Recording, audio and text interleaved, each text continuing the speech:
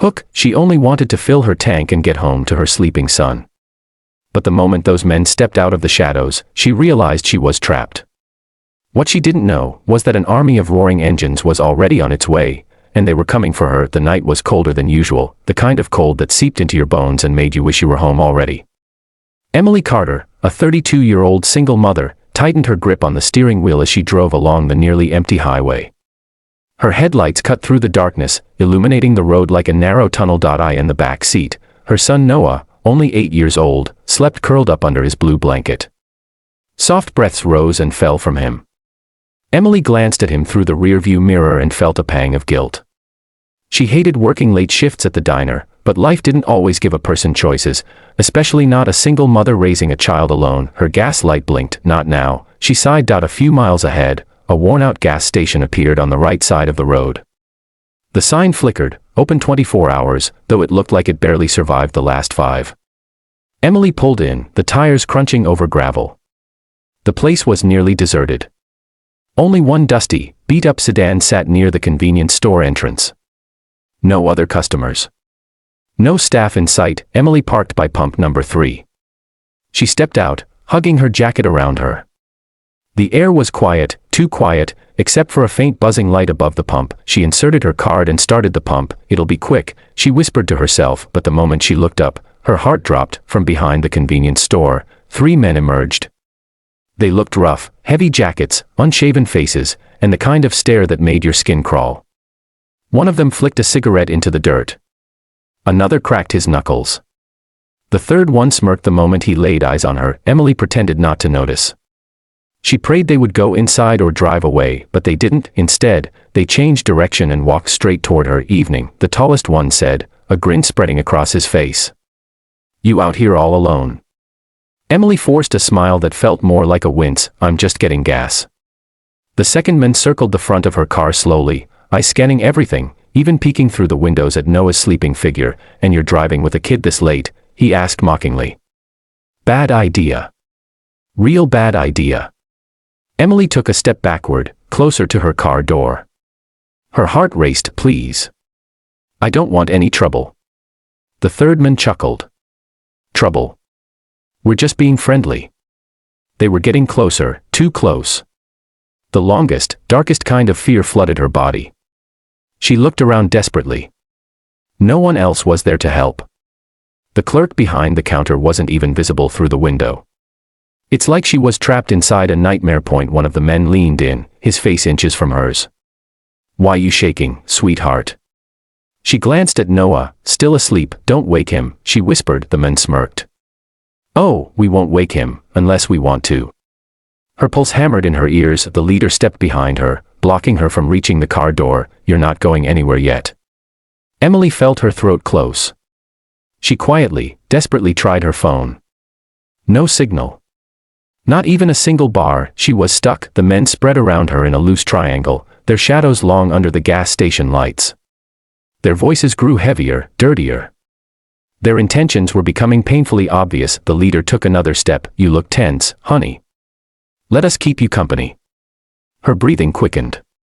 Her hands shook so badly she nearly dropped her keys, and then, a sound rose in the distance. A faint rumble, like thunder rolling slowly across the sky. The men paused and looked around. The rumble grew louder, deeper, more powerful. Emily thought it was a storm at first, but the night sky was clear. Then she saw it, a shimmer of lights far down the highway. Not one headlight, not two, but many. The thugs muttered to each other uneasily.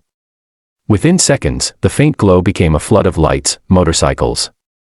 Dozens of them, roaring down the highway like a stampede of metal and fury. Emily froze.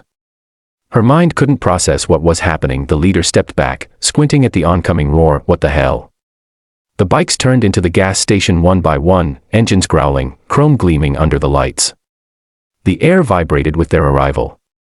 Dust whirled around the ground. There weren't 3 or 5 riders, there were almost 40. They moved with precision, forming a half circle around the pumps. Emily's attackers backed up immediately. At the front of the pack, a tall, broad-shouldered biker shut off his engine and stepped off his Harley. He wore a black leather vest with the emblem of the Iron Guardians Motorcycle Club, a large iron eagle rising from flames. His name was Ryder Hale, the club's president. He had the kind of presence that made a man think twice about making the wrong move. Tattoos lined his arms, his beard thick and braided, his boots heavy against the pavement. He looked at Emily first, not at the thugs. "You all right, ma'am?" he asked gently, his voice surprisingly warm. Emily swallowed hard. I don't know. Ryder's eyes hardened as he finally turned toward the three men. "What did you say to her?" he asked quietly. The thugs exchanged nervous glances. "We didn't say anything," the leader stammered. "She's fine." Ryder walked a step closer, his boots echoing. Tank, a huge biker with arms like tree trunks, stepped beside him. Then another. And another. Within moments, Emily found herself surrounded, but this time, by protectors. Ryder stared down the thugs. His voice dropped lower, colder. "You picked the wrong woman. And the wrong night." The gas station was silent except for the low growl of cooling engines. Emily knew, the men who threatened her weren't the most dangerous people here anymore, not even close. The gas station felt like the center of a brewing storm, a storm the thugs never expected. After Ryder and the Iron Guardians arrived, the three men who had been harassing Emily suddenly looked much smaller than before. Their confidence evaporated the moment 40 bikers surrounded the pumps like a wall of steel and leather. The leader tried to laugh, though his voice trembled. "Hey, this is a misunderstanding." Ryder didn't even blink. "A misunderstanding," he repeated quietly. "You corner a woman at midnight with her kid in the car. That's not a misunderstanding. That's a mistake. A big one." Tank, standing to Ryder's left, crossed his arms. He was a giant, 6'5", with a shaved head and a scar across his eyebrow, the kind of man who didn't need to raise his voice to scare someone. "You boys should start talking real fast," he growled. The thugs took a step back. The shortest of the attackers pointed at Emily in desperation. "She's overreacting. We didn't touch her." Ryder raised a hand, silencing him. "This woman doesn't look like she lies," he said. "But even if she did, I'd still believe her before I believe you." The tension was thick. The cold air pressed down on them. Emily could hear her own heartbeat in her ears. Noah stirred in the back seat of their car, letting out a sleepy sigh, but he didn't wake. Emily placed a trembling hand on the car door, wanting nothing more than to hold him. Ryder stepped between her and the men, his back acting as a shield. "You scared her," he said bluntly. "That's enough." The leader's jaw twitched. "What are you gonna do about it?" A rumble of low, dangerous chuckles came from the circle of bikers. Ryder stepped closer until he stood eye to eye with the men. "What am I going to do?" he repeated calmly. "I'm going to make sure you understand that women, especially mothers, are off limits." The men scoffed, but his voice betrayed him. "Why you don't own this place?" "Don't need to," Ryder said. "We just protect the people in it." Before the leader could reply, Tank stepped forward, towering over him. "Walk away," Tank said slowly. "Before we make you." A long silence followed. The kind that feels like the world is holding its breath. The thugs looked around at the rows of bikers, each one standing with unwavering resolve. Boots spread. Arms crossed. Eyes locked on them like wolves watching prey. The leader finally nodded. "Fine," he snapped. "We're leaving." "Good," Ryder replied. "And don't come back." They turned and scurried toward their car like rats fleeing a sinking ship. The leader fumbled with the keys, and the engine stalled twice before starting. The sedan tore out of the lot, tires screaming against the pavement as it vanished into the night. As soon as they were gone, the weight lifted off Emily's chest.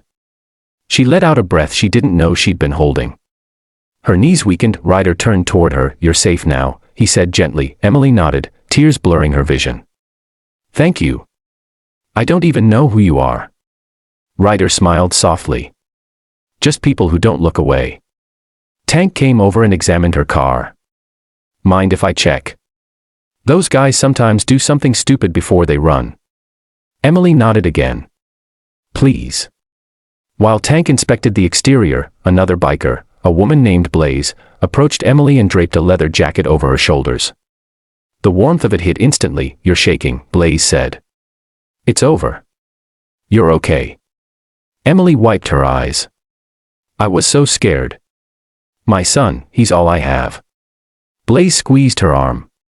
"And that's why we stopped." Ryder stepped closer. "Emily, right?" She nodded, surprised he knew her name. "You left the diner about 30 minutes ago," he said. "One of our brothers was there before you clocked out." Emily's eyebrows rose. "The men at table 7. Ryder nodded. "That was Mako. He noticed your boy's keychain, the little motorcycle, and saw the way you looked, tired." Like someone carrying the world on her shoulders. Emily swallowed, overwhelmed. Mako follows his instincts. He said, "Ryder, that woman needs someone to watch her back tonight." So we rode out. Quiet, just keeping distance. "You escorted us?" Emily whispered. "Yeah," Ryder said. "Like shadows." The moment we saw those men come out from behind the store, we sped up. Emily's eyes filled again, but this time from gratitude. Tank returned. Cars clean. No damage. No tampering. "Thank you," she whispered. Ryder glanced toward the dark road. "Where's home?" "Redwood Apartments," she said. "About 20 minutes south." Ryder nodded once. "We'll take you there." Emily blinked. "It's late." "I can't ask you, you didn't ask," Ryder said, smiling. "We offered." Tank grinned. "It's what we do." Blaze winked. "Besides, after a night like this, no way you're driving alone." Emily turned to look at Noah again.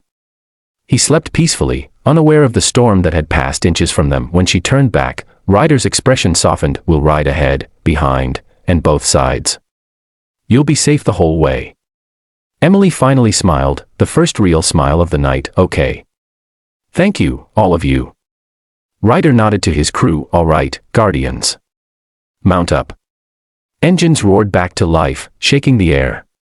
Flames reflected on chrome. Headlights cut through the darkness. Emily started her car, her hands no longer trembling. As she pulled out onto the highway, the Iron Guardians moved into formation around her, front, back, left, right. A moving fortress of steel. The road stretched out before them, quiet and dark. But Emily didn't feel fear anymore. Every few seconds, she checked the mirrors and saw them, Ryder up front, Tank behind her, Blaze riding alongside her door. 40 bikers forming a protective cage around her and her son. Halfway home, Noah woke up. "Mama, where are we?" he mumbled, rubbing his eyes. Emily smiled softly. "We're going home, sweetheart." He looked outside and gasped. "Mom. Bikers. Lots of them." Emily laughed gently. "Yes, baby. They're friends." Noah stared in awe. "Are they protecting us?" Emily touched his cheek. "Yes. They are." Noah gave a sleepy smile. Cool. The rest of the drive was peaceful, almost magical. Not a single car passed too close. Not a single threat appeared. Not when you had 40 motorcycles lighting up the night like guardian angels on wheels. When they finally reached Redwood Apartments, the bikers parked in a semicircle outside the building. Ryder dismounted and approached Emily one last time. "You're safe now," he said. "But if anyone ever bothers you again, call the diner. Ask for the Iron Guardians." Emily's eyes watered. "I will. Thank you. You saved us." Ryder shook his head. "No. We just showed up when you needed us."